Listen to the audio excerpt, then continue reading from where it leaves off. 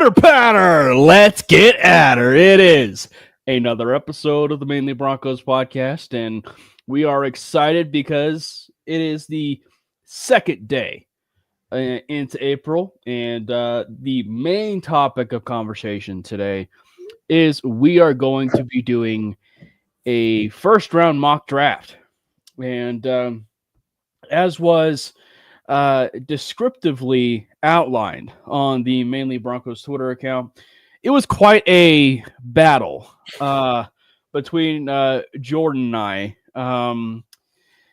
for that Broncos pick. But considering the fact that Jordan is the newest member of the Mainly Broncos podcast, I felt it in good faith to have him take the Broncos selection. I will say, if fate has it and the direction of where things might go, I think Jordan and I might actually agree on a certain pick that might be happening at 20.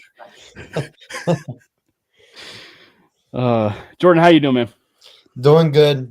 Just came back off a great weekend in Dallas for travel ball. So now this weekend, I actually go to Kansas City. And I know we don't like good Kansas City barbecue, though. Yeah, good Kansas City barbecue, but I don't like the NFL team there. So, but I'm going there for basketball reasons. So leave on Friday, come back Sunday night. So it should be another busy and fun one. But man, NFL draft is coming soon. So we're getting that back again. Hopefully I can start putting some stuff out, especially now that I'm going to be on a plane for 3 hours on the way and coming back. I can write some stuff now for Predominantly Orange. So you might get some draft content out of me soon. And something tells me if it does happen, it might center on a certain wide receiver there at pick 20. I've done too much, though. I think I need to get another one out. That's fine. So then that's why we redirect it to another wide receiver, like a Matthew Golden or maybe a Luther Burden, So I mean, maybe we kind of redirect it to the same position, just a different player. It's exactly like the famous GIF. It's the same but different.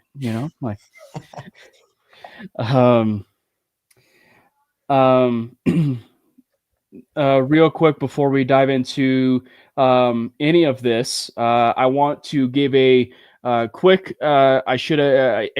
one to remind everybody that to make sure you hit that subscribe button. Sorry, I was distracted there. To hit the subscribe button for the MHRT Network page over there on YouTube. Hit the follow icon for the Mainly Broncos Twitter page.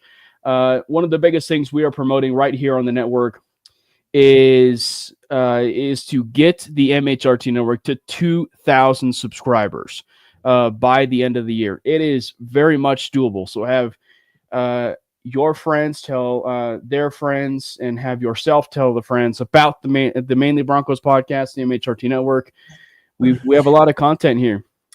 So we are certainly excited. And it's going to be an exciting time. It is the month of draft season. I can't believe we are finally here. We pushed and pushed with free agency. We are finally in the draft month where, once again, we have no idea what direction the Denver Broncos are going to go. And I mean, before we dive into any of the first round draft stuff, Jordan, I will say, obviously, to us, we have no idea, truthfully, what direction the Broncos are going to go probably in any year. But if you're looking at it truly in this particular year, we have no clue. We think we have an idea positionally, but we have no idea what direction this team's going to be going at 20. Yeah, and maybe that's a good thing. Maybe that's a bad thing. But I think I more lean towards it being a good thing because it can kind of make you take the best player available at 20, despite having a little bit more of a team needy approach.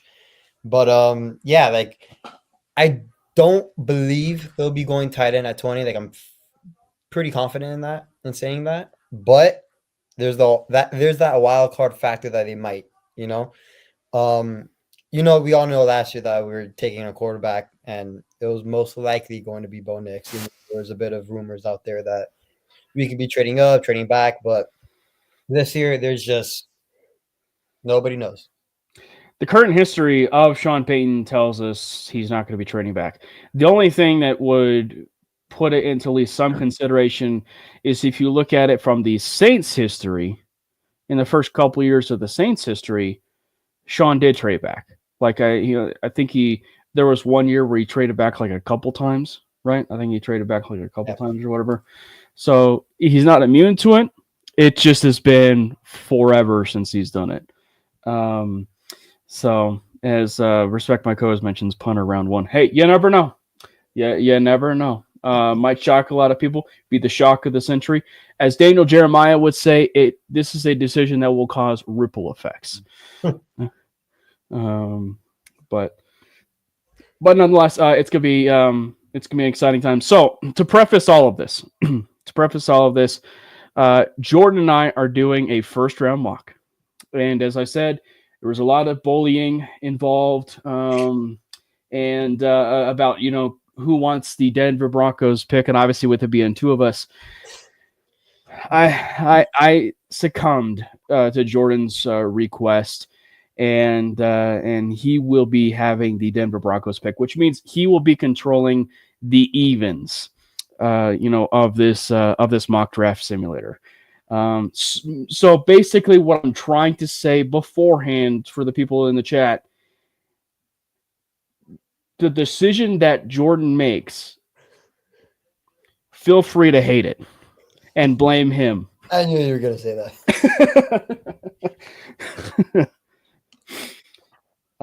So I will have the odds, and he will have the evens. Is what we're all trying to say. Let's do this. All right. It's gonna be a lot of fun. All right, let's get this mock draft started. We have we should probably preface this that there's probably not going to be any trades in this one because it could be a bit hard. And I should say not hard. It's just the podcast is going to go a bit long if we start running some trades, specifically with us too. Yeah, for real. And I will say, if we can run this quick, we just might bless you guys since we already are having a simulator open where we do a 7-round Broncos mock draft if we can be able to finish early. All right. The Tennessee Titans are on the clock. A lot has been made, Jordan, of the direction that this team needs to go. And, they've got Mayonnaise Boy at quarterback, eating, banana peels and, is he the face of the franchise type of guy? And I think if you look at it, he's not exactly panned out all that well. He's got all the talent in the world, but he's never really been all about that guy. In fact, they even got, funny enough, they got Malik Willis, on that team at one point. So you basically had two quarterbacks of that same draft class on one team, and yet they still couldn't be able to shake it. And so now they're lacking an identity. They are lacking an identity on this team. And the other thing is, well, when you are in the first 5 picks, should I say, you suck. And when you suck, though, there's a lot of holes that need to be filled. And I will say that when you do have, or when you are one of those teams where you need a lot of holes filled, it's one where there's just a lot of directions that you can go, and I think the safe assumption is quarterback when it's something like that. So, with that said, the Tennessee Titans pick is in. The Tennessee Titans pick is in, and let's send it off to the draft to Roger Goodell, the fake Roger Goodell, who might get booed in this draft.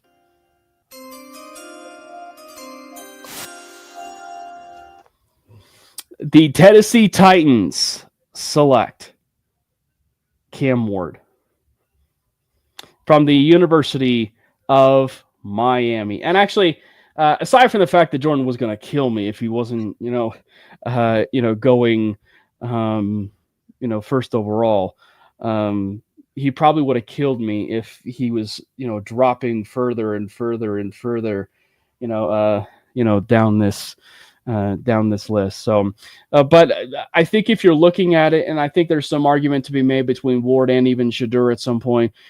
We'll get to Shedeur, but it's just like he's a big quarterback.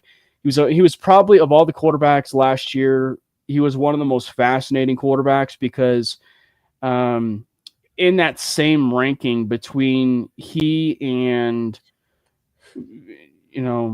probably like the Spencer Rattler, the maybe even the Michael Penix and even Bo Nix tiers, like there were, at least in the early going, like there were times where because of his projection, a lot of people felt like he was kind of lumped within that ranking. Obviously he was above, Michael Pratt, but a lot of people felt like, he was going to be a really fun project for some teams.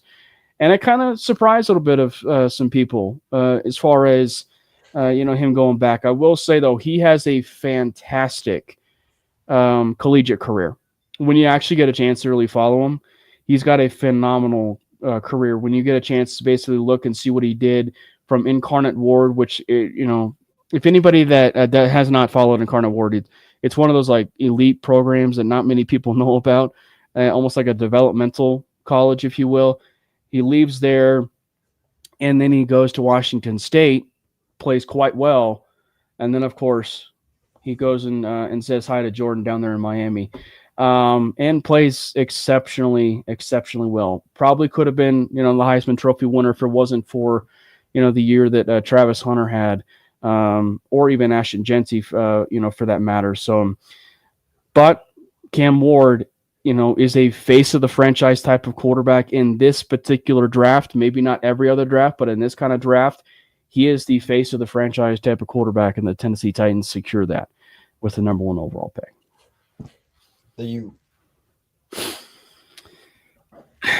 All right, Jordan.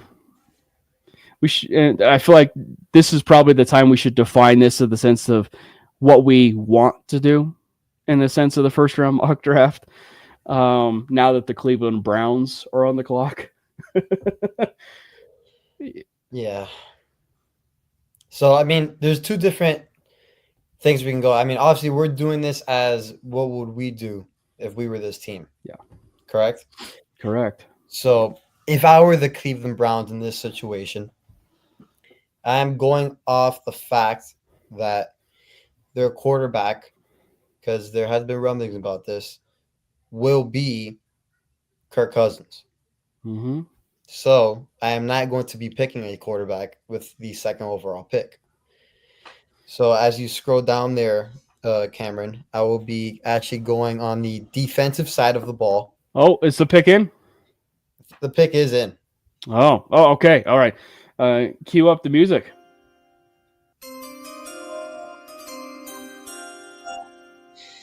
With the second overall pick, the Cleveland Browns will be selecting edge Abdul Carter from Penn State. I think this is the best pick or best option for the Browns to go in this year's draft. I mean, the guy had 13 sacks last year. He can actually stop the run as well. He's not always known for a pass rusher. He can stop the run. He had 24 of those. And I think he is arguably, because you can say Travis Hunter may be the best defensive player if you put him out. But Abdul Carter, depending on how you want to view it. Yeah, but Abdul Carter is probably the best defensive player in this draft. His first step is ridiculous. His competitive toughness, I mean, that stands out on tape. He's just a tier 1 type of guy. He'll be an X factor immediately on the NFL level. So his speed, his rush moves, everything about him, he's just great. So you pair him with Myles Garrett, I mean, that would be a good one. Truthfully, I think this is exactly what is going to be happening. In a sense of them not going quarterback. I think the decision is just, what is going to end up happening is it going to end up going Abdul Carter, or is it going to end up being, Travis Hunter kind of deal? Because I think the safe assumption is that the two best players in this draft is Travis Hunter and Abdul Carter. Like, there's no way to even look around that, So, but I think that if you are reading a bit of the tea leaves and, the last month or so, I do feel like, Abdul Carter has been in the mix there. And honestly, I think the Stefanski stuff and Kirk Cousins stuff, and surprisingly Jimmy Haslam, who had always had Deshaun Watson's back, coming out publicly in these meetings and literally laying it all out there for like the first time that we can actually probably say that the Browns have been that openly honest about the whole situation, and literally talking about Deshaun Watson and, should we say even kind of like focused as far as much of the quarterback position. That's probably the one area where you're probably like, okay, maybe they do go quarterback here. But I think given the relationship of Stefanski and, and Kirk Cousins, I think that move makes a ton of sense.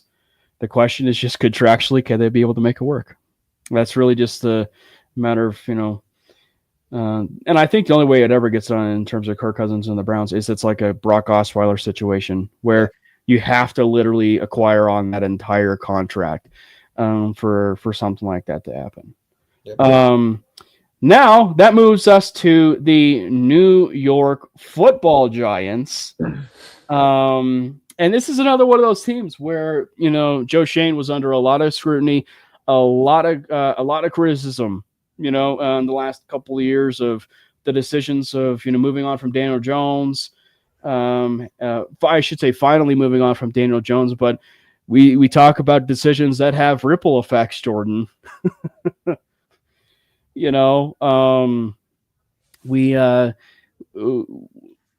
basically should be looking solely at that and them basically making the decision to let let Barkley walk, which I guess in the long run was probably the best decision for them. But letting him walk and then keeping Daniel Jones, which looks so bad. And then, of course, there's that famous Hard Knocks that everybody has been focusing on, where even his own son probably proved to be a better general manager than he was, basically saying last year that they needed to draft J.J. McCarthy or Jaden Daniels, at quarterback. And what happened? They did not take a quarterback. Just in general, they did not end up taking a quarterback. And in doing so, they decided to pass on quarterback once again.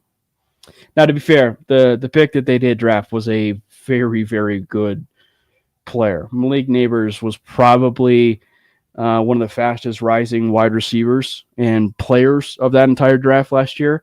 So they did make the right call, at least it seems, of taking Malik Neighbors. That said, and in the vein of the draft of what we would do, the New York Giants took it in.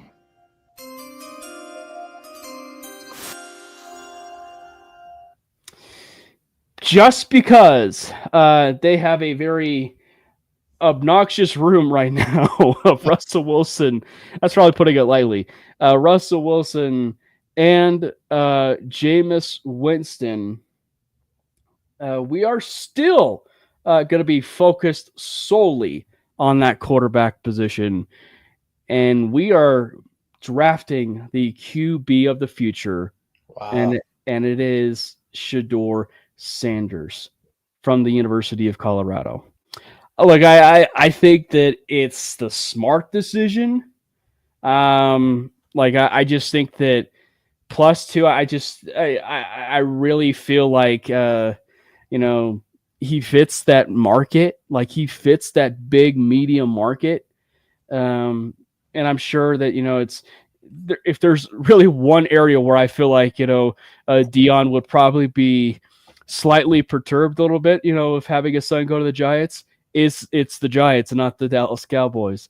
But Yeah. So I will truthfully say I still believe that this is the direction they go still. Although it sounds like there's been some rumblings in the last 12 to 24 hours from Schefter where they may not be going quarterback. And I think that, and I think that when you certainly look at it, if they don't go Shador, I think it's safe to say that they would go the other Buffalo route, and that would be Travis Hunter. I agree. I agree with that statement. All right, Jordan. That puts the New England Patriots on the clock. Now, this is actually quite fascinating because I really feel like the entire draft,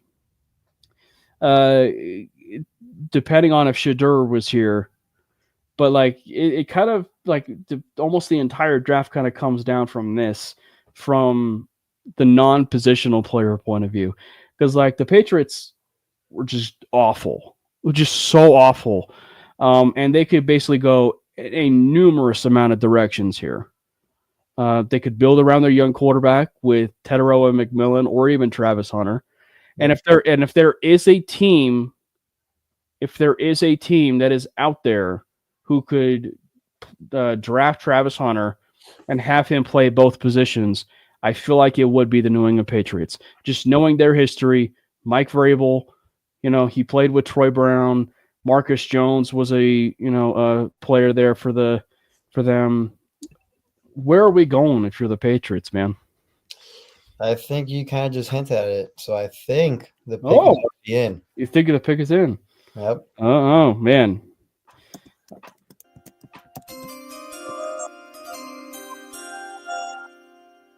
And just like that, the New England Patriots will be selecting the Heisman Trophy winner that, I don't know, maybe some people are saying Cam Ward should have got it. Maybe Travis Hunter actually deserves it.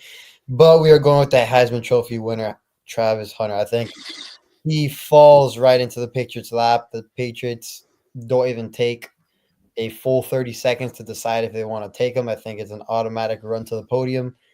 And they get their wide receiver or their corner or both of the future. It'll be interesting to see how Vrabel will utilize a athlete like Travis Hunter, but he just makes the Patriots better on either the defensive or the offensive side of the ball. Yeah. He's one of those players, man. Like, they don't come around very often. He's, in my opinion, he's the best player of the draft, Travis Hunter. And there's really only two comparisons that you're going to be making with Travis Hunter, and they're ones you don't throw around often.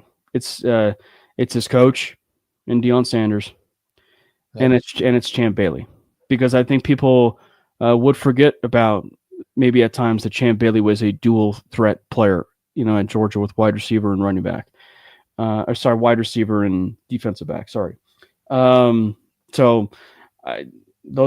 are pretty lofty comparisons, but I firmly believe that, Travis Hunter would be a really good dual threat.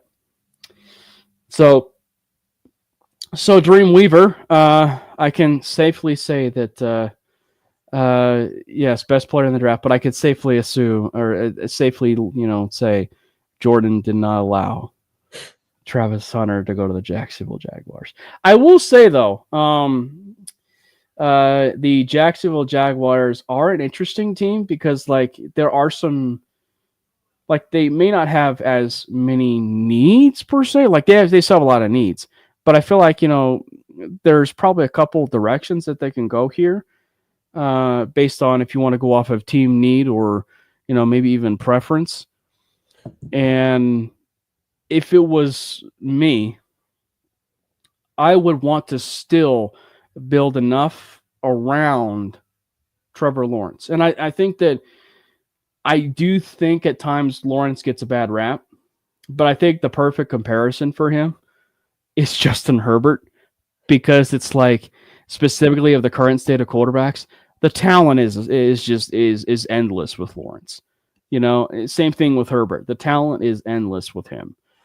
The problem is, and it's been the biggest problem with both of them, is just the inconsistencies, you know? And I think we saw that firmly in that playoff game when they faced each other, just the overall inconsistencies.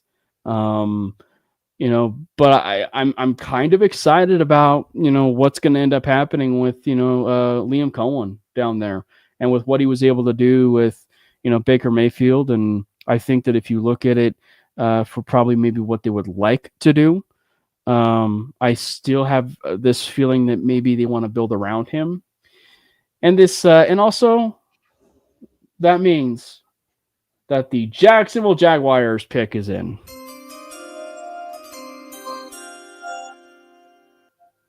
I'm not entirely sure where the drop or the sliding, if you will, for Teteroa McMillan came from. But the Jacksonville Jaguars will select Teteroa McMillan from the University of Arizona. He's a big-bodied wide receiver. Obviously, the Denver Broncos or even the Tampa Bay Buccaneers for post Mike Evans would have been running to the podium if McMillan was going to end up being there. At pick, what is it, 19 or even 20? But like he's the big physical wide receiver where you put him opposite of Brian Thomas. I really feel like, they would be best served by really wanting to build out, the playmaker room of that, and whether they keep, Travis Etienne or not. It would be really smart for them to still, have that kind of chemistry around him and the entire offense around him and the best tools to disposal. I agree. And I would admittedly say this. I know it might catch some heat, but I don't even have, who cares what I think? But I'm just saying, I don't have McMillan as my wide receiver one. And I'll just put that out there. But I do think he fits what the Jags want to do. I do think that he is a great complementary piece to a guy like Brian Thomas. And Cohen had Mike Evans too, by the way. Yeah. And so it would make a ton of sense, for them to do that. All right. Now, congrats to you, Jordan. You have the first of the AFC West variety. The Las Vegas Raiders are on the clock. A lot has been made, of what they should, do. And obviously this is the case of what we will do. So Jordan, I take it to you. Well, Cam, you can hit the music. Oh, he's got to be the quickest GM in all of sports. I gotta say, this Jordan, he's too quick on the draw. He's like Wyatt Earp over here. Oh boy! All right, there we go. That beautiful sound. I will say though, if I am the Raiders and I was controlling the Raiders, I'll just sell the team and not be a part of the NFL. Okay, that's true. But if I had to take it serious, I will be taking the running back out of Boise State, who everybody has been mock drafting to the Raiders, whether it's Daniel Jeremiah or Peter Schrager or anybody relevant in the mock draft space has Ashton Jeanty going to the Raiders. I think the Raiders actually are going to pull the trigger, and I think if I were the Raiders, I would do that as well. Even hearing the Raiders GM talk, he even said that his own son, who's like 10 years old, has been telling him, "Hey, you better take Ashton Jeanty." So I don't think he's going to pass on him. Jeanty will be available at number 6 because I don't think any of the top 5 teams would take him, leaving the Raiders with him.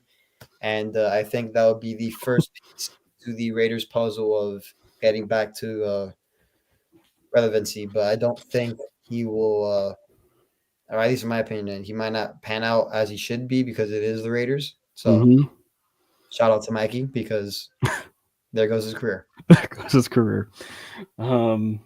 I will say, though, if they could be able to get that quarterback situation solved long term, you're gonna have a nice safety, option, if you will, with both Brock Bowers and Ashton Genty. So, and I will say, if Shador falls, this is kind of a team I've been kind of monitoring, for Shador. I think that stylistically, I think he fits the Geno Smith mold, the Geno Smith Teddy Bridgewater mold, and so it would be perfect, if he was there with Vegas and obviously I do believe that they get an extension done with Geno Smith. It's one of those cases of like, where is it? Where is that extension? So, but I will say I do think it's really funny. I do think it's really funny, Jordan, because we talk about what we would do in this draft. I think there's probably like a pick or two so far out of like the top 6 where we would probably change. But it's like, if you were to ask me like what we think happens, I think actually in the first 6 picks, this actually might shake out that way. Yep. All right. Knowing some of the Jets fans that have been blowing up in my messages, I will say I feel like it would be disrespectful of me if I didn't go this certain direction. I will say, as far as the Jets are concerned, I am very excited to see what the Jets are going to be doing this year. Like, I mean, they probably could have done this with Aaron Rodgers, but I think that the fact that they have an identity for what they want to do around Justin Fields, which is, bringing in the center that he had at Ohio State, his wide receiver 1, and he already had his wide receiver 1 in Ohio State. He has his wide receiver 1 again with the New York Jets. And, of course, he already has an Ohio State center, too, in Tippmann. So I just think that, like, the offensive line is really starting to kind of get there in place right now. And I think that specifically knowing the fact that Tyler Conklin had left and everything, and still some of the weapons just in general around Justin Fields and just in general is kind of lacking a little bit, some. So for me, it seems kind of easy about the, for the pick and the direction of this team. So with that being said, the New York Giants pick is it. It's the New York Jets pick is in, sorry.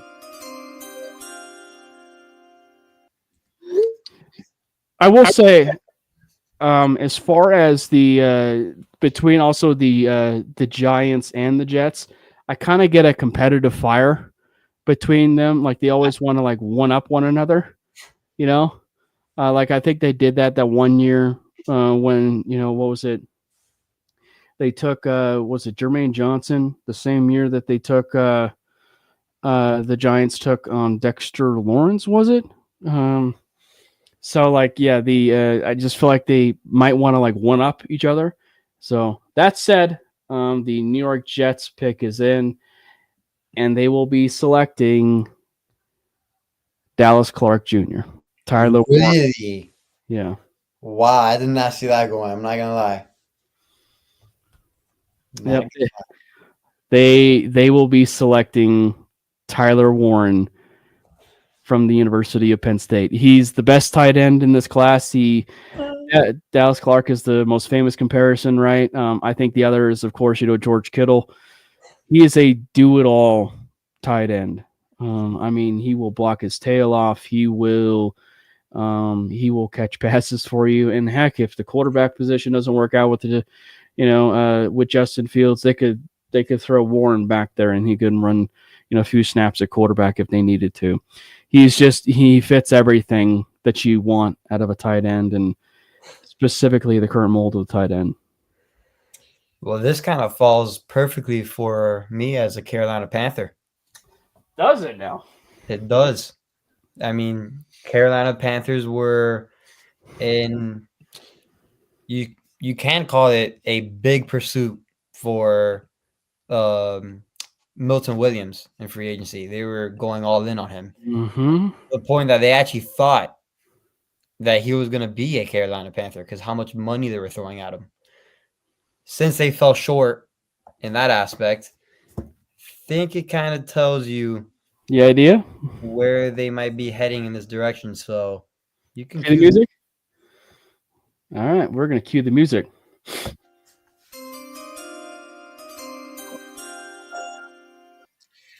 And just like that, with the 8th overall pick, the Carolina Panthers will be selecting Mason Graham.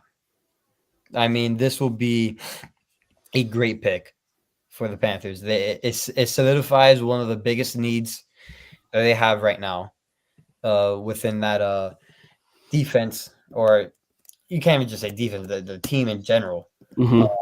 But he is, for him falling, and I say falling because he is that good of a player. Mm-hmm. It is really, really good. So he has a great first step as a defensive tackle, and he reminds me a bit like Zach Allen. I'm not gonna lie. Yeah. As Respect My Cause mentions, Warren was such a Bronco in November, He really was. and now, yeah, not so much. Yeah, it's yeah.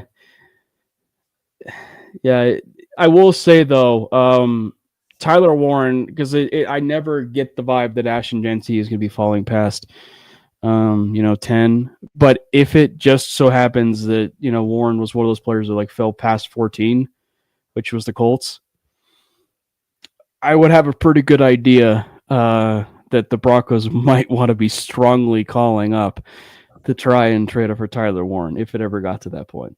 Yeah, it's kind of a nasty duo, Mason Graham and Derek Brown. And Derek Brown was out for the year, right? Like Derek Brown was out for the year last year. So you get him healthy, you pair him with him. I mean, that's kind of a nasty duo here. All right. Now, this could be quite interesting, as far as what happens here. Because I think that there's a few directions that I think the Saints could go. It's one where they could go quarterback. They could go quarterback here. They could surprise everybody. They could, they could basically take that quarterback of the future, or if it just so happens that McMillan was one of those types of wide receivers that was falling, this would probably be a great spot for McMillan. Another place too where you're talking about a great complement of Chris Olave, right? And especially with the Rashid Shaheed.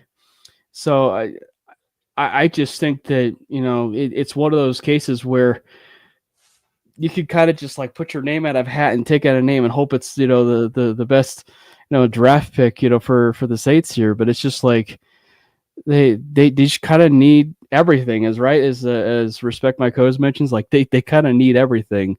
But I think that we're gonna maybe surprise some people here on maybe on somewhat of the selection, because I think that there's been maybe somewhat of a popular pick here, depending on who you talk to, but nonetheless, the New Orleans Saints pick is in.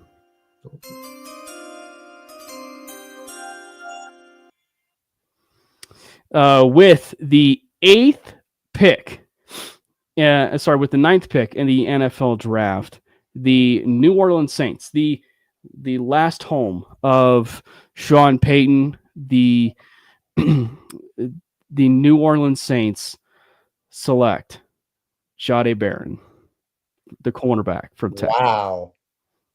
Okay.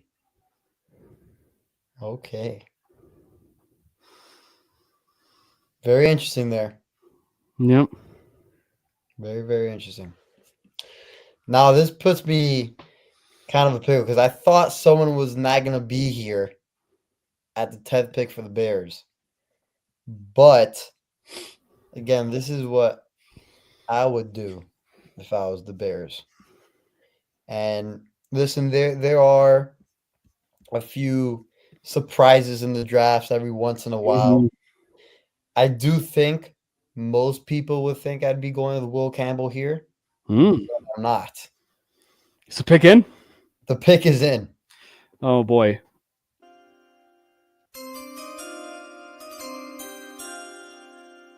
With my head coach being Ben Johnson, with him just revamping the offensive line, and he did a pretty good job of it. He did. Just, Thank you, Kansas City.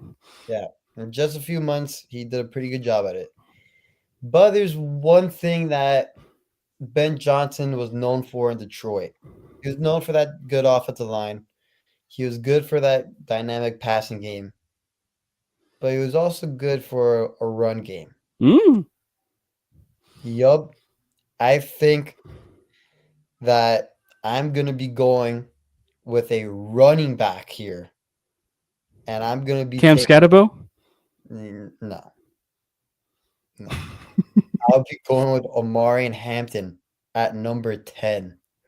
And I will solidify my running back room, not only with the running back of the future, but with Hampton and DeAndre Swift as my 1-2, making it a little bit of a Detroit Lions-esque type offensive running back room, like how they have with Montgomery and Jahmyr Gibbs. I think if you were to ask me, like, what's the fun thing, the fun direction that they could go, I would love this. I would absolutely love this. And part of it makes you wonder, because everybody was so focused on Genty. What's to say that they don't, go after an Omarion Hampton? Because Omarion Hampton could end up being the little bit of a thinner version of a David Montgomery. You know what I mean? Like he's in the way that he kind of runs. So I don't hate it at all. And specifically too, obviously there's a certain team there at pick 20. It's of the same tree. We don't care what you think. We're going to be drafting the best possible player, that is on our board. Doesn't matter what that position is. We're going to be drafting the best player available. I think back to when the Lions drafted, who's the Jack Campbell from Iowa, and then they ended up taking Sam Laporta, right? They ended up taking Sam, like both those players you never even had kind of close to where they were, as far as like all the pundits and everything. And they were just like, no, we're going off of what we feel and what we want, very confidently. And I think it's safe to say that it's worked out fine and well for the, for that Detroit Lions brass. So I would venture to bet it's going to be probably somewhat of the same there, Jordan. Yep. What's up, Biggie? We are in the midst of doing a mock draft right now, a first round mock draft, which to remind everybody, we will be doing one Wednesday before draft night. So a first round mock before draft night. So this is just the 1.0. As Landon says, Ben Johnson just can't resist having a running back tandem. So it would make sense. They have DeAndre Swift there, Roschon Johnson. I mean, they're okay backs, but you put an Omarion Hampton in there with Swift and Roschon Johnson. I think it's safe to call it a day. Yep. And plus, based on last season, I think it's safe to assume that, Caleb Williams needs all the help that he can get. And by the way, if this does happen, do the Broncos maybe call the Bears and be, hey, do you want a late day 3 pick Swift? for Roschon Johnson? Or even Swift? Yeah. See, people are already calling. I'm getting these text notifications, Jordan. Yeah. People are already calling. Yep. All right. So that puts the San Francisco 49ers on the clock, who, as we found out, were on their knees, literally complaining about, why Greenlaw, why Hufanga, why did you have to leave? And with Sean Payton, doing his best and best recruiting act, and making sure that he was able to recruit the best players from jumping ship of their own team. I mean, like, I think it's safe to assume the kind of direction that I think this team would want to go here. And I just feel like this pick screams 49er. Every time I do a mock draft, this player he always checks every single box of the 49ers. So the San Francisco 49ers draft pick is in.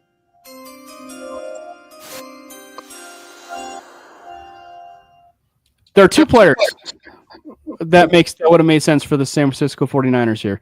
Jahdae Barron, who did go early, because Barron just screams 49er type player. Yeah. And then the other, of course, is Jahad Campbell. The San Francisco 49ers will be selecting Jahad Campbell. Look, he's not exactly a Greenlaw clone, but he is a player who can go sideline and sideline. The best linebacker of the class.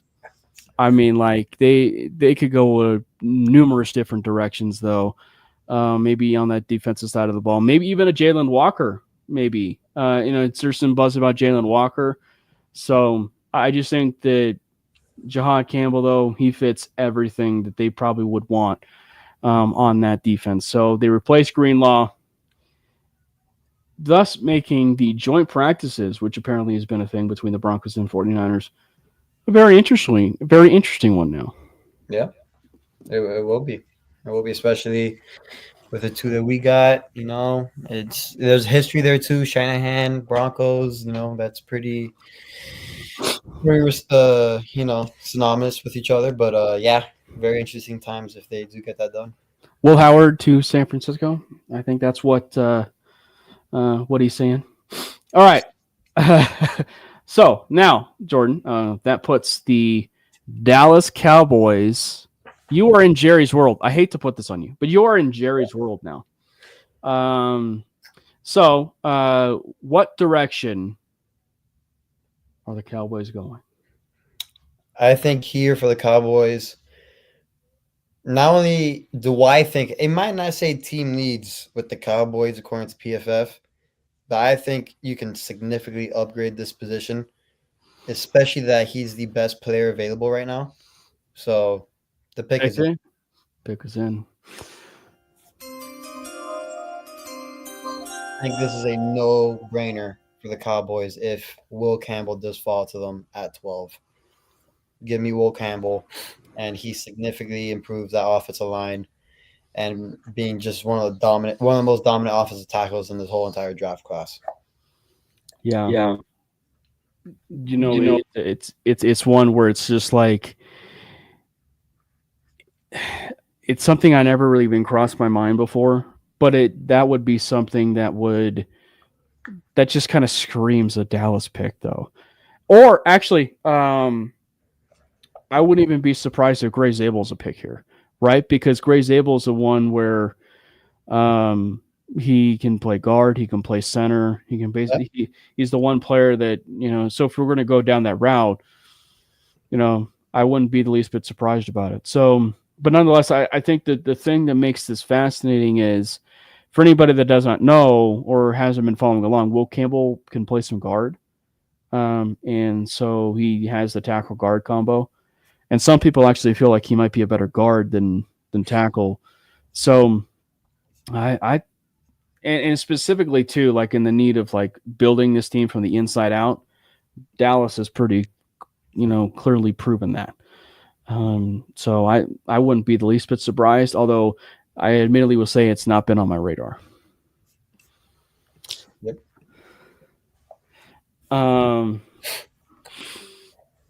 So now, Jordan, that puts me in your beloved state of Florida and controlling the Miami Dolphins.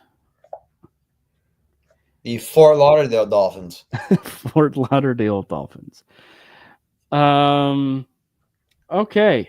So obviously there's been a lot, maybe some direction that they can go to. I think one of the fun wrinkles that they could actually go, um, Yeah. is one where they could kind of look themselves in the mirror and figure out what to make of this wide receiver position down here. Oh, You know, thought you were actually gonna go a little bit more spicier. um, but I think that if you're looking at a certain position group and a guy who's getting a bit older, and specifically too when he's arguably the best tackle in this entire class for as much as it's been kind of a down year, uh, just for the tackle class in general, I think it's safe to say the pick is in.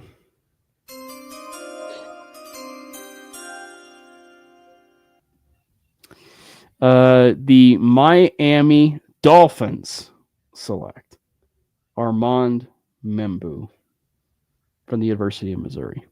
In essence, replacing Teron Armstead,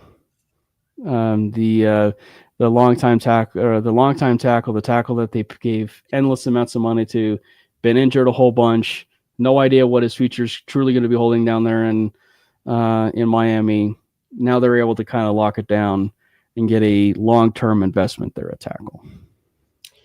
Yep. This will make a lot of Miami people actually happy. A lot of Miami people will be happy with this. So, with you being down there, what were you thinking is the spicy one?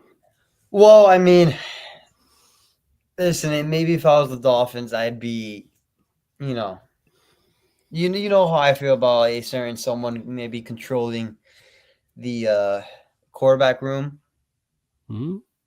Maybe an Atlanta Falcons situation happens here. Not saying it's going to happen, but you can for sure entertain some ideas there. Tua turned the ball over. Yep. So injury history and all that, it can get spicy here, but I don't think it will ultimately happen. But listen, we didn't think the Falcons were going to pick Penix. It's true. So, but now with the Colts on the clock, now things get interesting. They do. And there is a fun direction that I would go. We'll see if you go that route, but there's a fun direction I would love for the Colts to go. Now, with how the board is falling to me, there is a reasonable chance I can be taking Malachi Starks here because this is a team of need, and he may be the best player available right now. I mean, Cam, if you can scroll down that list there, probably make a strong argument that he's probably the best player available. I know Will Johnson has something to say about that. Kenneth Grant is very underrated in my opinion. But I am actually going to go the fun route in this scenario. I do think they want to maximize Anthony Richardson to his full potential. Pick in? And the pick is in. Pick is in. All right.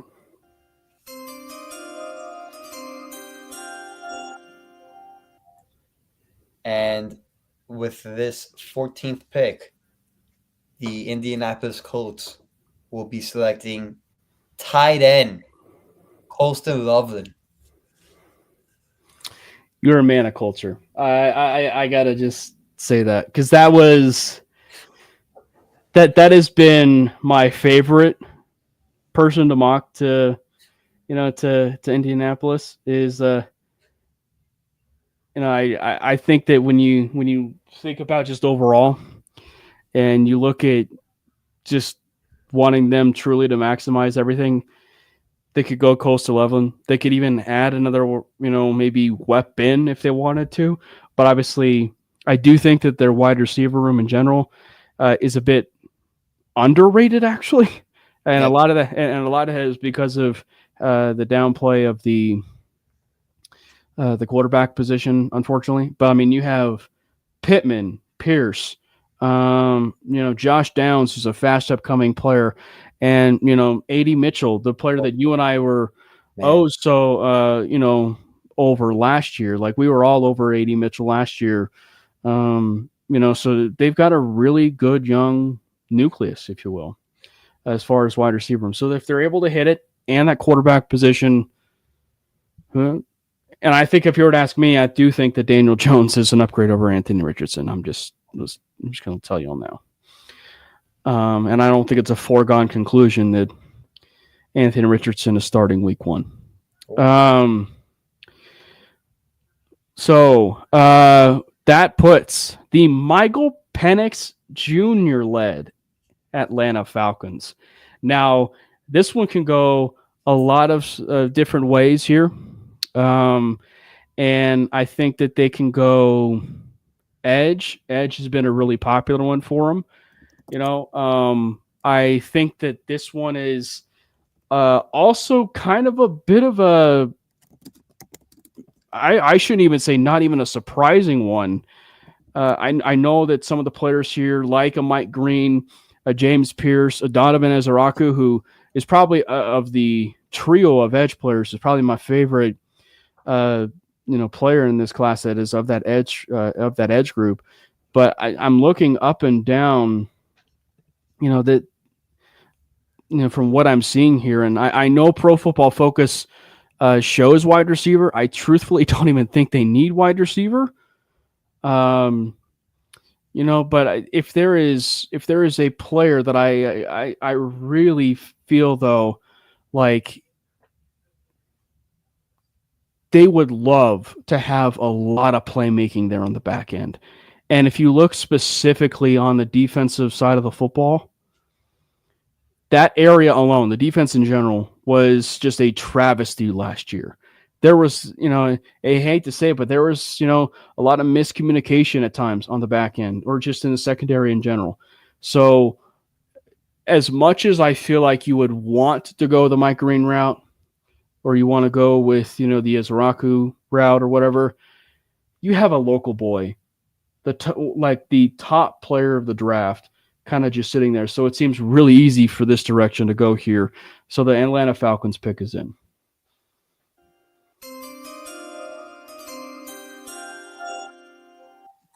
Malachi Starks, safety from Georgia, is staying home, and they now have a player opposite of Jesse Bates.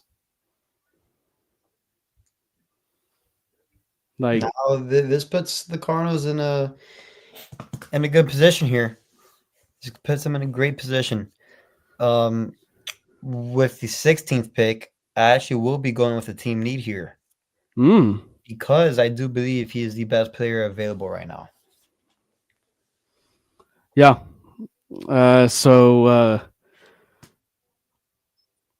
You saying the pick is in here? Oh, the pick! I ran to the podium with this one. I sprinted this one. I think with Jonathan Gannon, this would be an absolute great pick for the Cardinals. The Arizona Cardinals with the 16th overall pick will be selecting Will Johnson. Solidify that corner spot. Got a lockdown guy. And let me say, Cardinals, that's a great pick for him in the first round. Now it's going to get interesting. There are some comments made. It certainly sounds like comments were made, by the Bengals general manager today or in the last couple of days regarding Trey Hendrickson. Trey Hendrickson asked for a trade. Still seems like things are trending in the right direction for the deal to get done. It still hasn't gotten done. They really need to beef up that defense in general, front seven, backs, into the, even into the secondary. That defense just needs a lot of work. They gave $70 million, to their wide receiver, and basically rebranding the wide receiver room as we know it. Now, that puts the Bengals in a very good situation, which is let's just go and address the defensive side of the ball. With that said, I actually feel like it is just time that we start to maybe see a little bit of some more defensive line off the board. Interesting. You had BJ Hill, in free agency. And you could always certainly use a lot of bodies on that defensive line. And, there's some players available here. There are some players available here up and down that, defensive line, the top defensive line here on the board. So for me, the pick is in for the Cincinnati Bengals.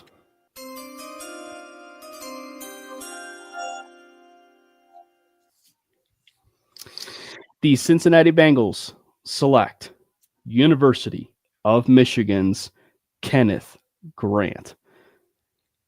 I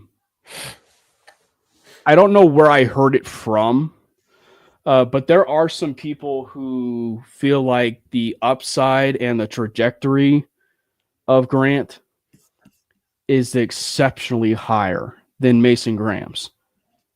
And if there's one thing that we know about Michigan and their defense, like they play a very physical style, and also in an athletic type of defensive line. So when you have Graham and you have Grant being able to get to the quarterback, I mean, like that is going to be. And then when you finally have Hendrickson locked up, I mean, like you're going to have really good situation for you. And I think that Grant will immediately fill that void that was, there from BJ Hill. So like, it just really feels like you're looking at a big upgrade here in the trenches, and specifically of the idea of, building from the inside out. It still applies to the defensive line. So I think this is almost a no-brainer if you didn't want to go linebacker with Jalen Walker, or even, another corner and surprise some people a little bit. But I think defensive line would be the really smart investment. And this leaves the Seahawks with maybe the perfect fit for them. Like they have two team needs, and this player can fulfill either one of those needs. Probably just depends on your flavor, right? Yeah. So if I'm the Seahawks again, I'm sprinting, or maybe since I'm a bit tired because I've been sprinting to the podium a bit, I may be jogging to the podium this one. But yeah, the pick is in on this one. Yeah, with the 18th overall pick, I think the most obvious and best fit for this man is the Seahawks, and it is Gray Zabel. Gray Zabel. They don't know what they're necessarily going to be doing yet with they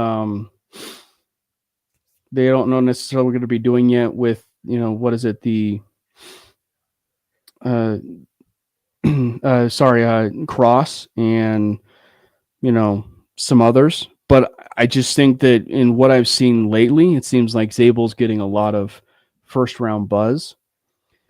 So I don't mind this one bit. I mean, like even if you look at it from like, even if he goes later, right? Even if it goes later, I there's just so much versatility that I think if you're looking at it from a player side of things, there's just far more versatility. And if you're a team and you want that kind of in your toolkit, and you are trying to make some decisions long term, why not have a Gray Zabel? And I think that I tweeted out a couple days ago, it's like the non-sexy pick, but also one where it's like I wouldn't hate it at all, would be Zabel, because like, hey, he'll probably end up being a center for you, but like if the Broncos make a decision down the line where they need to move on from Ben Powers, you could just slide him right then and there, and maybe figure out your center position from another spot. Or if you still had Wattenberg on the roster, you could just have him be your center again. So just it gives you a lot more flexibility for what it is that you want to do as an organization. So, but also it fits too. Like he's a tough player.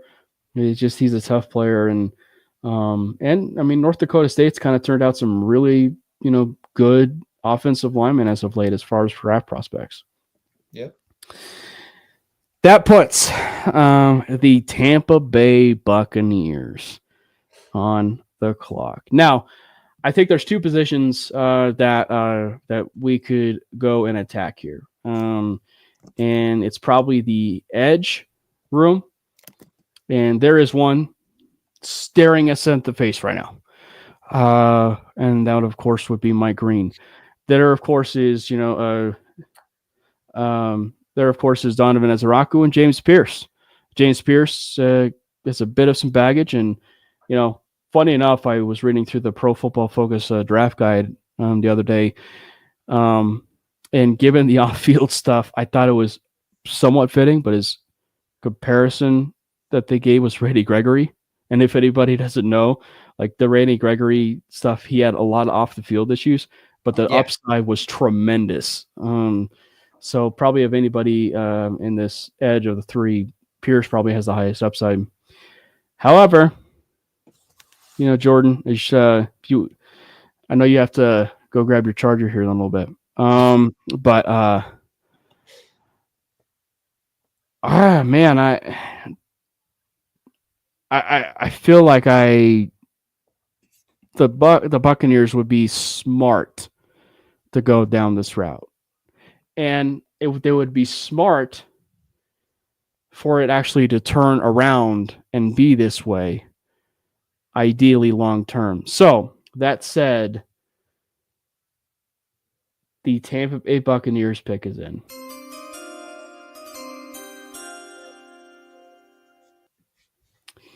With the 19th pick in the 2025 NFL Draft,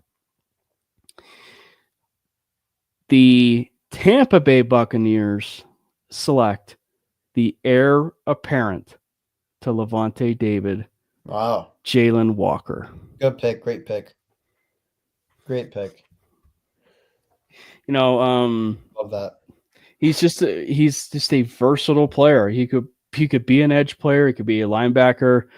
And what better person to have as like the person that you want to probably compare to, and that is, Levante David. Like it feels like such a match made there that if he's able to last that long, because there is some buzz as of late in the last couple of weeks where Walker's stock is rising, like so much so that I think the last couple mocks that I've seen, even from DJ, has him even going to Jacksonville, which doesn't surprise me because they've done some crazy stuff too before. So, but Jalen Walker, the heir apparent to Levante David, just makes a ton of sense if he's able to last that long.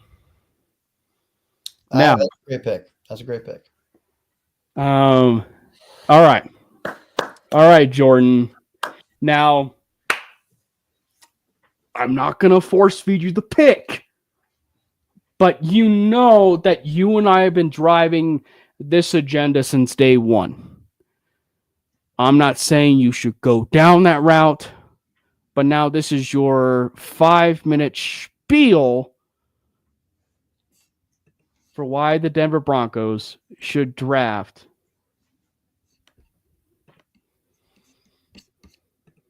Go ahead. The floor is yours, my man.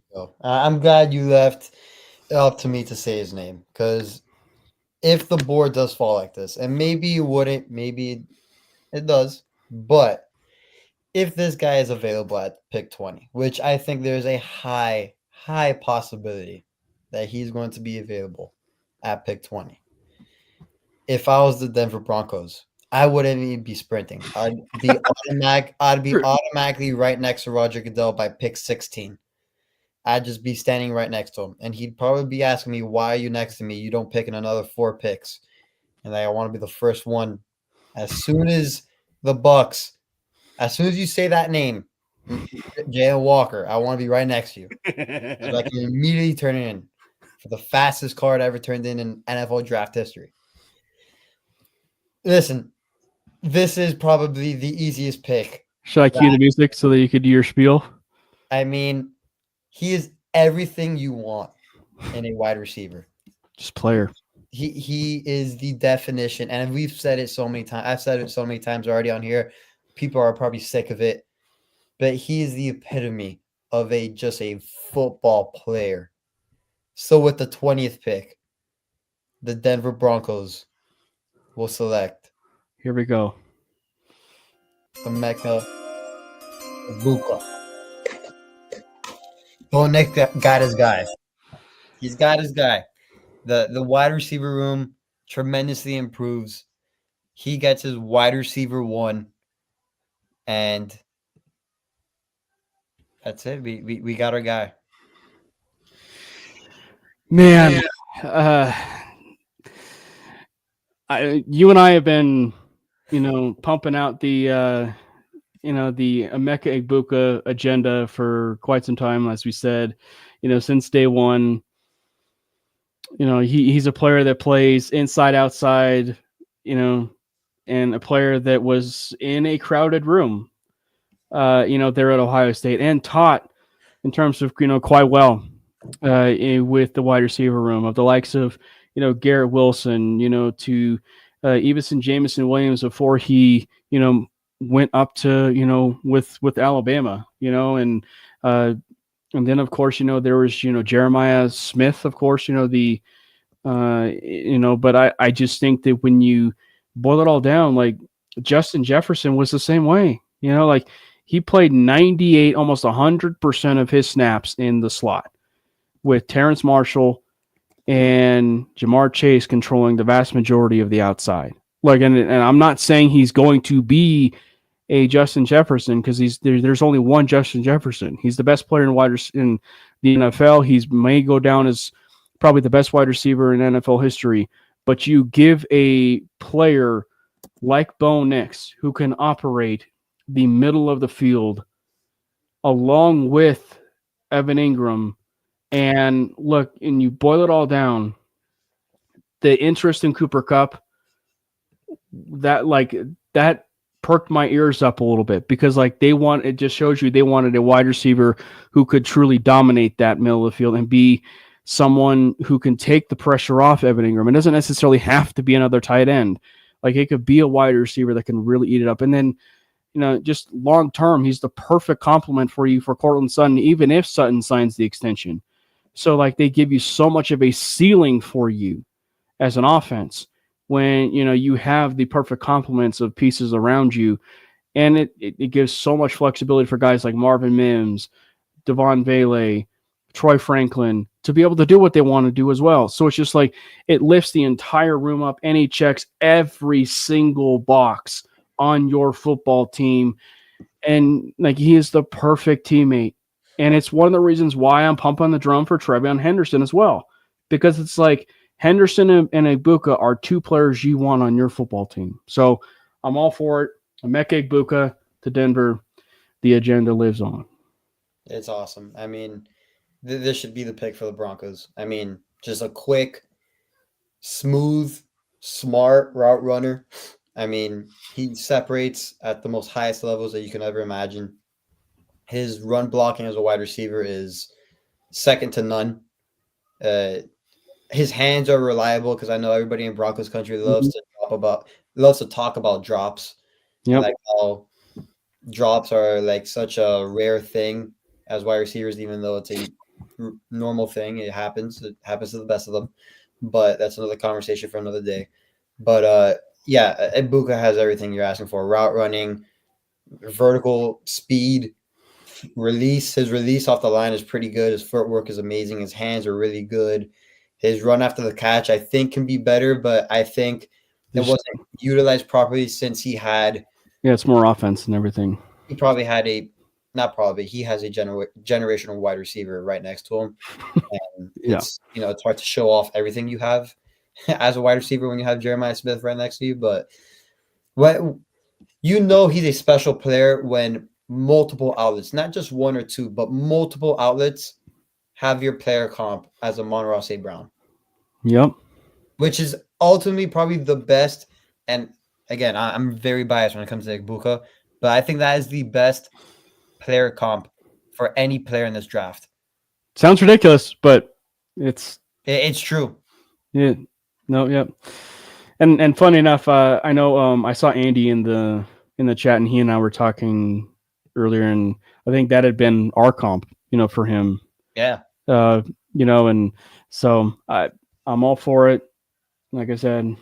All right, Jordan, why don't you go ahead? I will take you out of here, and I'll run the Pittsburgh Steelers pick. You go get your charger, and I'll surprise you with maybe who they take if I made a selection by then.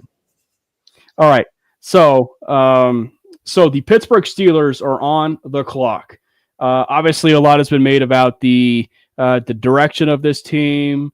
Where they need to go. They made the trade of acquiring a number 14, and that would be, DK Metcalf. And as funny as it is, I would think getting DK Metcalf in the room, if you were to ask me probably what they should do, or what they should have done, was probably keep Russell Wilson so that you can be able to have DK Metcalf and Russell Wilson together in Pittsburgh.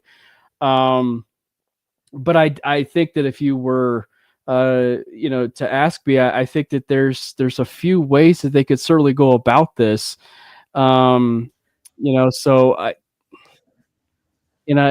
Obviously it seems like things are trending in the direction of Aaron Rodgers, for him to be a Pittsburgh Steeler, and there is a few directions where it could certainly go here. I mean, like there's some tackles that are on the board. And there's some wide receivers that are on the board if they wanted to also go wide receiver here again.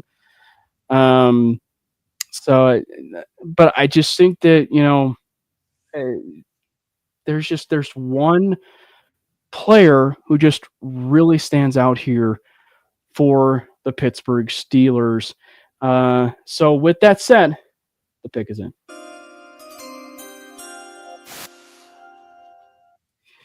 The Pittsburgh Steelers will make the shock of the world. And select Jackson Dart. Wow. Quarterback of Ole Miss. Basically doing the decision that has been plaguing Aaron Rodgers since the dawn of time.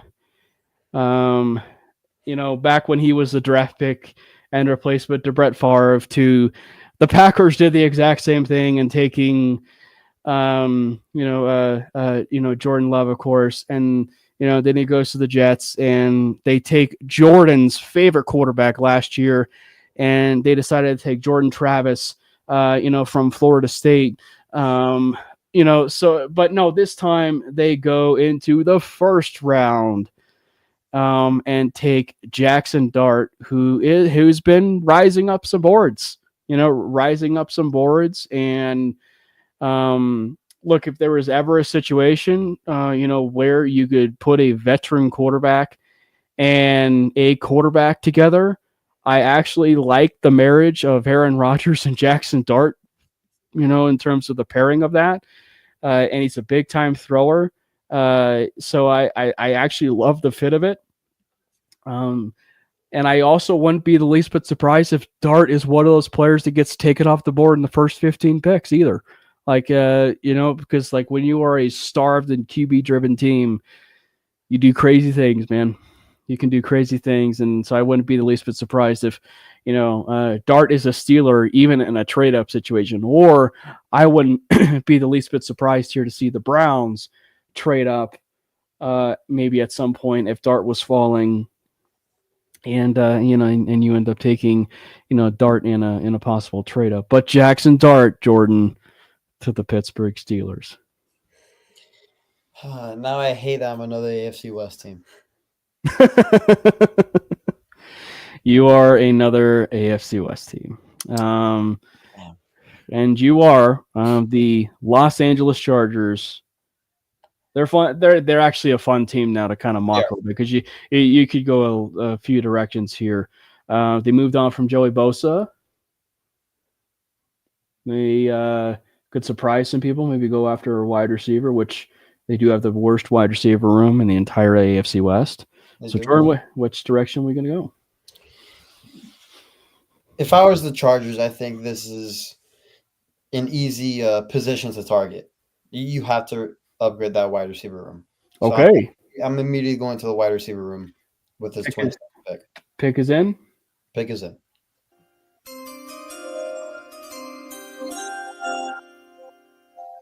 Now, if I didn't have Lad McConkey, I would have selected Luther Burden. But I want to have another piece that can complement Lad McConkey. I don't want a guy that has the same skill set as Lad McConkey. And I understand that you can probably say Luther Burden and McConkey don't have a similar skill set, but I do believe when it's all said and done, they will do the same amount of things they will do on offense in terms of routes ran and stuff like that. I think with this pick that fits the Chargers better. I was about to say us better because I'm selecting from them, but it's not Chargers. I'll be going with Matthew Godin. Hey, I didn't cue the music there, buddy. Oh, I thought you did. Oh, well, maybe I'll do it again just to. Yeah, you can do it again. It's a great beat. It's a great beat. But with the 22nd overall pick, all right, the Chargers will be selecting Matthew Golden. I think he would be the perfect piece to complement Lad McConkey. It fits it. I mean, like it's actually really hard for me if it's not defensive line. It's really hard for me for them to not go wide receiver. You have to help out Herbert. You have to. Yeah, you do. I think the toxic person in me, I feel like just if I was the even, I would have taken Elijah Arroyo to the Chargers just to see a reaction if I was the.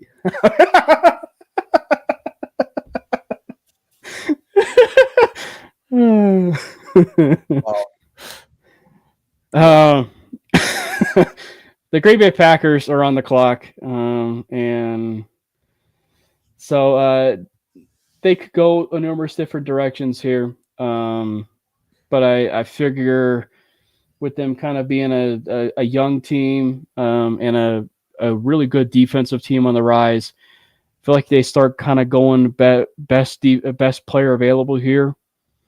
So I figure the pick is in here.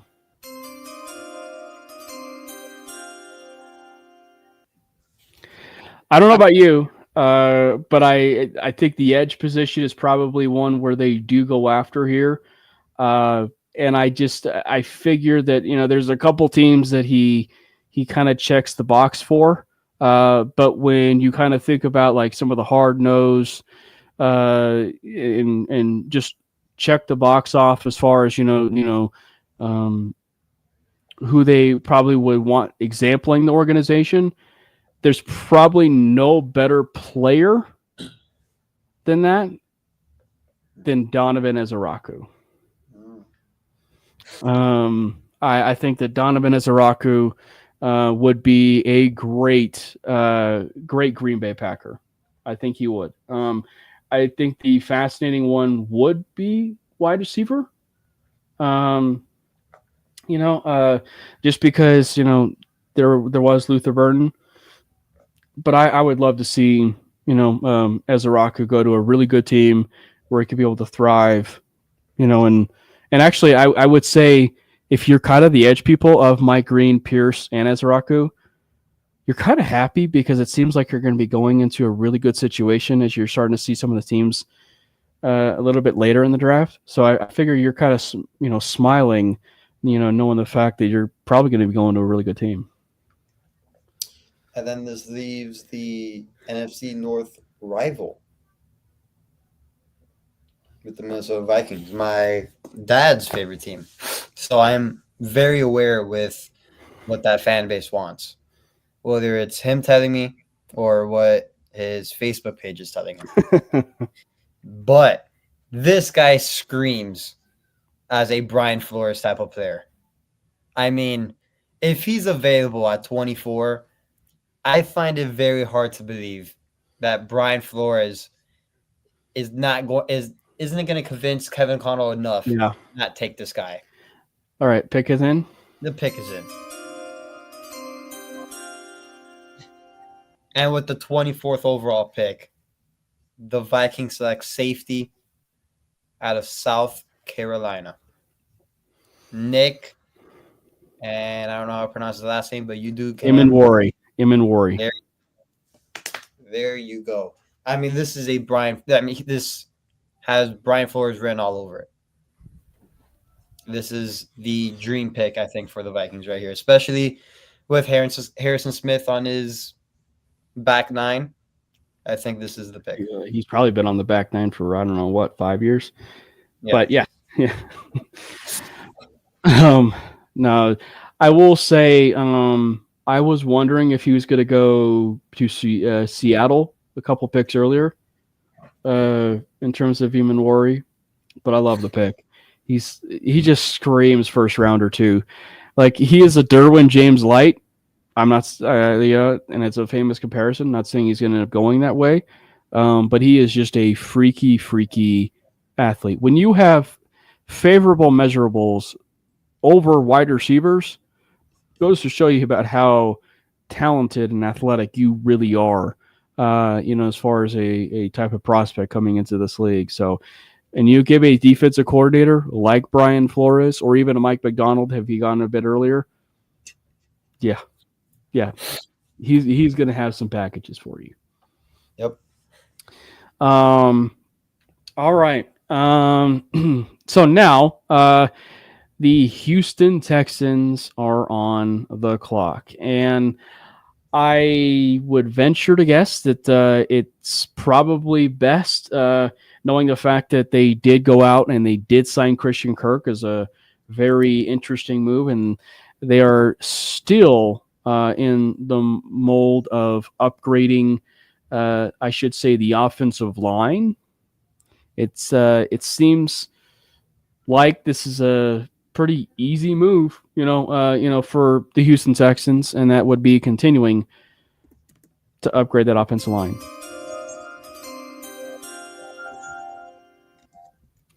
The Houston Texans select Josh Simons. Wow. From the University of Ohio State.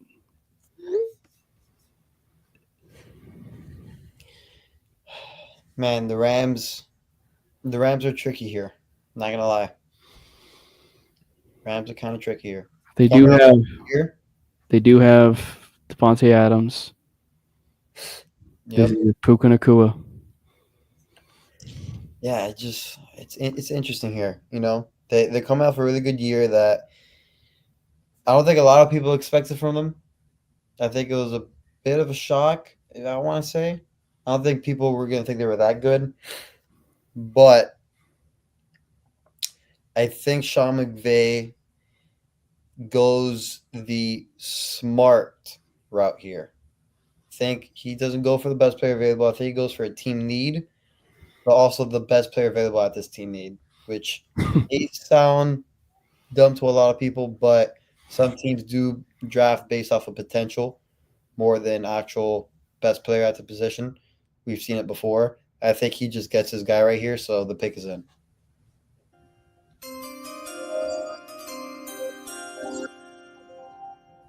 With the 26th pick, the Rams will be selecting offensive tackle from Texas, Kelvin Banks Jr.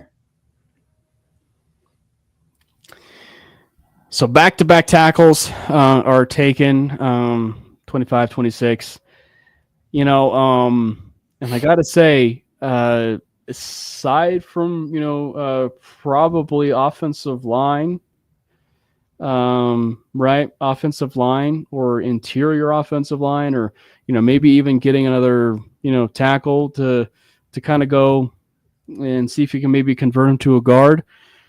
If you're looking at this from even the Raiders down to maybe a few more teams here, Jordan, this is any of these edge players scream Ravens, like just scream Ravens, because you look at the Ozzie Newsome model, they basically just let their entire board fall to them, and they take the best player available. Like, that has been their model for quite some time, and it's worked out for them for a long time.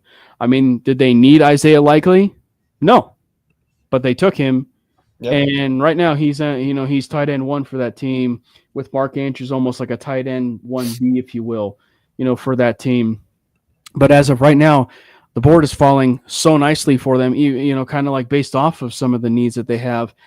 And what better person to have in that organization, in John Harbaugh's system, than this particular player. So the Baltimore Ravens pick is in.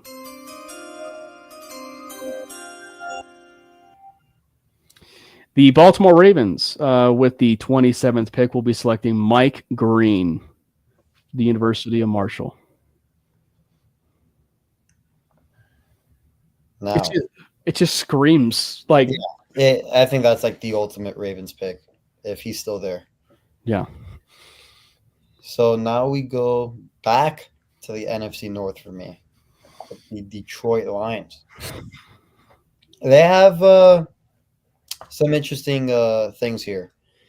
So if you can scroll for me, because I want to make sure I'm not missing anybody here. But I do believe they will be targeting a certain someone if he falls to this pick, which he did in this case. And I think in real life, he will as well. So the pick is in for the 28th pick.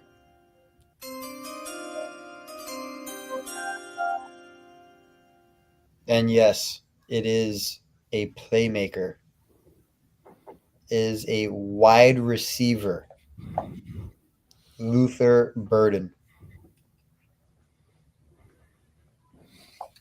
It's quite the weapons. Yep. Pro Football Focus had him compared to Deebo Samuel. So you basically would be giving the Lions a room of Jamison Williams, Amon St. Brown, and Luther Burden. That is a stat wide receiver. I mean, Jesus. Yeah, that's kind of scary. That is pretty scary, actually. So that has to be that's the best trio in the league, no? Or you want to see what they do in the sense of Burden. Well, on paper. But I think the projection is at least top 5. Yeah, top 5 I think would be minimum. Looking at the Washington Commanders, this one's interesting. Because there's some ways that they can go here. They could, go edge. With drafting a couple of the Texas A&M players.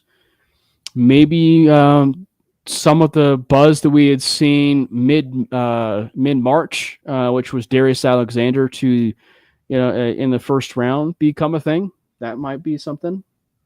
But, you look up and down as far as, with, who's available and as far as position and everything, I just, it's really hard for me to ignore this particular fit, and let alone who they let walk, if you will. So this pick is in if you are the Washington Commanders. So here we go.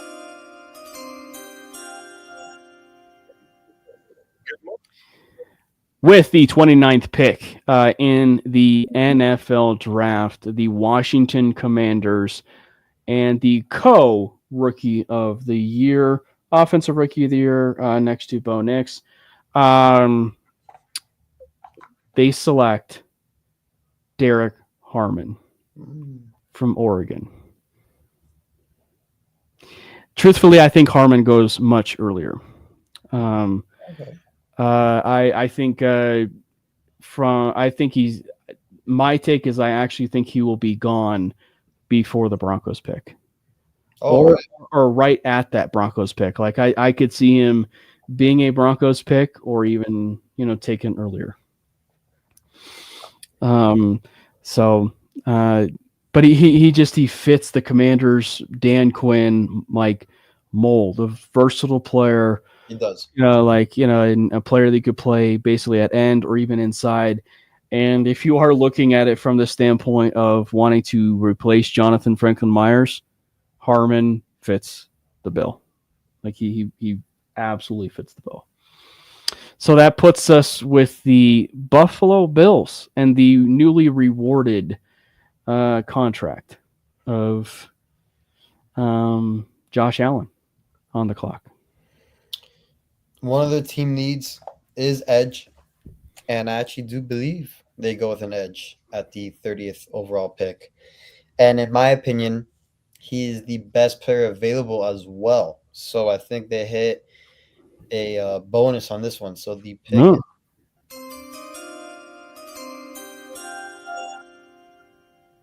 James Pierce Jr. Get ready to learn Buffalo. It's funny. You think of the comparison, you would know from where he came from. I'm not saying they're the same type of player, but there were some off the field stuff, right? Like allegedly with Gregory Rousseau, yeah, which sent him down the draft board. Same type of thing happening here. Like Pierce falls all the way down, and he ends up taken by Buffalo. And so now you basically have given them a defensive-minded coach an embarrassment of riches once again, at that pass rusher spot.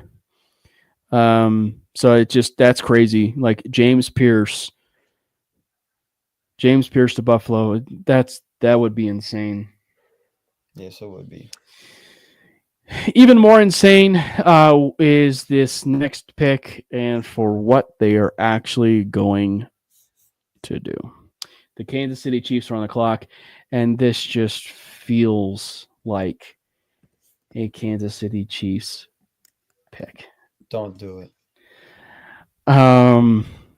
The Kansas City Chiefs select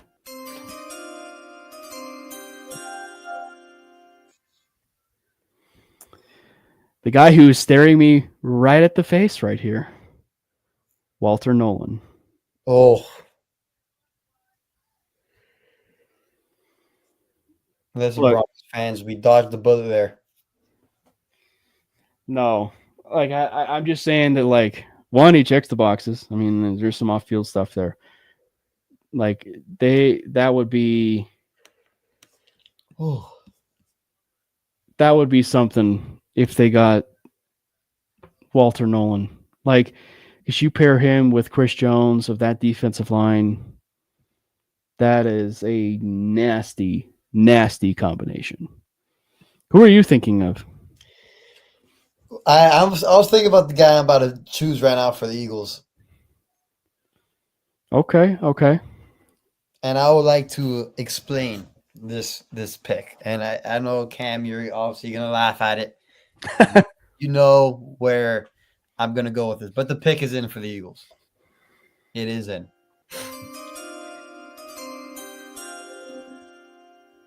Jordan Roseman has done it again. This is an interesting one. Dallas Goedert has a void year, and he can be out of there by next year. Oh? He could become an unrestricted free agent. And yes, the Eagles are going to do it again. They're going to get a guy that's going to have so much potential, and he's going to hit it on practically year one. And man, oh man, it's going to be Jalen Hurts, Saquon Barkley, A.J. Brown, Devontae Smith, 1 year of Dallas Goedert, and then also Elijah Arroyo. Man. Well, for anybody that missed it, it's to do a quick little rundown of the draft. We first pick was Cam Ward. It actually seems fitting for it to start and end with the U. We didn't plan for it to actually be that way. Oh, wow. That's actually a good point. But This show's so biased. First overall pick, Cam Ward to the Tennessee Titans, Abdul Carter to the Cleveland Browns, Shador Sanders and Travis Hunter back-to-back. Shador to the New York Football Giants, Travis to the New England Patriots, Tetaroa McMillan to the Jacksonville Jaguars, Ashton Genty, Tyler Warren. And as we said, I think in the first 7 picks, this is kind of like what we feel like is actually going to be having an idea of what happens, right? As far as what we thought was going to happen, Jordan. And then it kind of gets a bit interesting as you kind of go quicker down. So Mason Graham to the Carolina Panthers, then Jahdae Barron to the Saints. Then we get interesting. Amarian Hampton to the Bears, Jahad Campbell to the 49ers, Will Campbell to the Dallas Cowboys. Excuse me, Matthew Golden. Actually, Matthew Golden went a little bit later. So the Golden Hive to Dallas is alive and well for people that might even want him as a Bronco.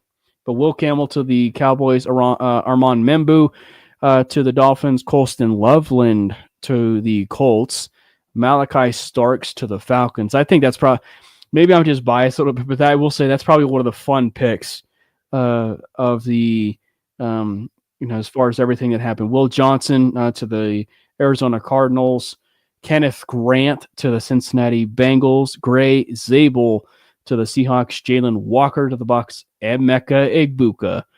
The agenda lives on for Jordan Cam on the Mainly Broncos podcast. Emeka Egbuka to the Broncos, Jackson Dart, literally throwing a dart. Goes to the Pittsburgh Steelers, Matthew Golden, tears in her eyes to the Los Angeles Chargers, Donovan Ezeraku to the Green Bay Packers, Nick Emanwari to the Vikings, Josh Simons to the Houston Texans, Kelvin Banks to the Rams, Mike Green to the Ravens, which screams Ravens pick if it lasts that long. Luther Burden it would probably be even another one that would scream Ravens pick, or even a Lions pick. And he goes to the Lions at pick 28. Derek Harmon to the Commanders at pick 29. James Pierce to the Bills. Walter Nolan to the Kansas City Chiefs, and Elijah Arroyo ending it out to the to the Philadelphia Eagles. As we're rounding it out here quickly, Jordan, who is your surprise pick that you like, that you really, really like? And also, who is your who's the pick that you probably kind of has you scratching your head a little bit? I mean, again, this is gonna sound so biased, but I love the Egbuka to Denver one. But if I had to pick another one, I actually do like the Luther Burden to the Lions. Yeah, that's a sneaky good one. I mean, that solidifies one of the top trios of wide receivers in the NFL on paper. And also, I think the other one that is neck and neck with it is the safety out of South Carolina that will be going to the Vikings. Because, again, screams Brian Flores, and he'd be an absolute monster with him.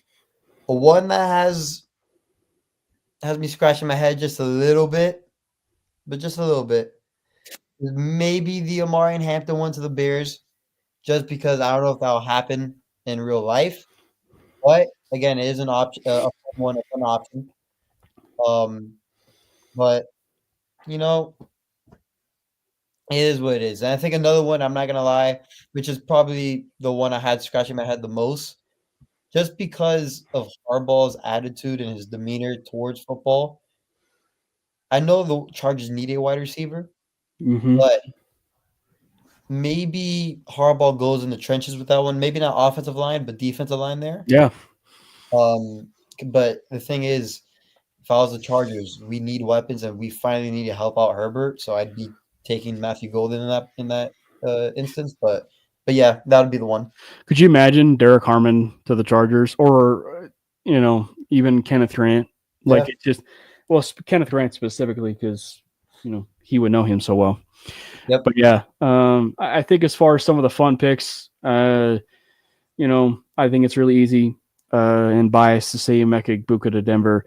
The Jalen Walker pick, I I think is a really, really fun pick.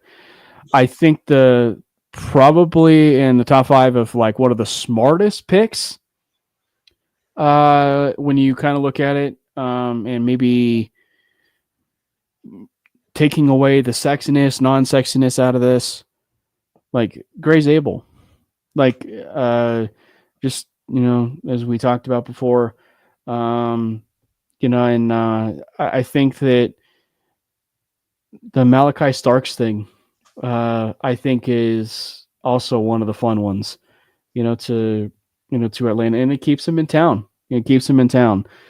So I think it's gonna be a lot of fun. We will go ahead and we will download this, and we will actually share it on the Mainly Broncos Twitter account, as far as the first round mock. And as we said, we are going to be doing another one the day before the draft. And my guess is we're going to end up having maybe 3 to 4 people on this, meaning all the members of the Mainly Broncos podcast, and every person will be controlling a team.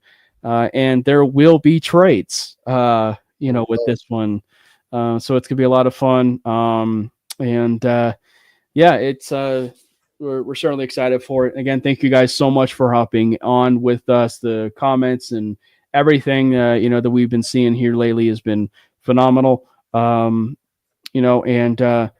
I want to say thank you so much as always, for being on and being a part of the Mainly Broncos family. It's going to be an awesome year. It is the new age of the Denver Broncos this year. The playoff atmosphere is here. Make sure you guys follow him too, at Jordan T. Lopez, myself at Cameron Parker PO. The other guys were not here tonight, but make sure you go follow them as well. At Cameron Parker PO, myself, Matty at Matty Mulls Pod, Brandon at Brandon Miller PO, show handle at Mainly Broncos. Remember to hit that subscribe button for the MHRT Network page. We are pushing really hard to get to 2,000 subscribers by the end of 2025. We appreciate you. We will see you next week for another episode of the Mainly Broncos podcast. And without further ado, let's go Broncos! God bless Bo Nix! Fast lane when I pass in the street, bag of money in the passenger seat.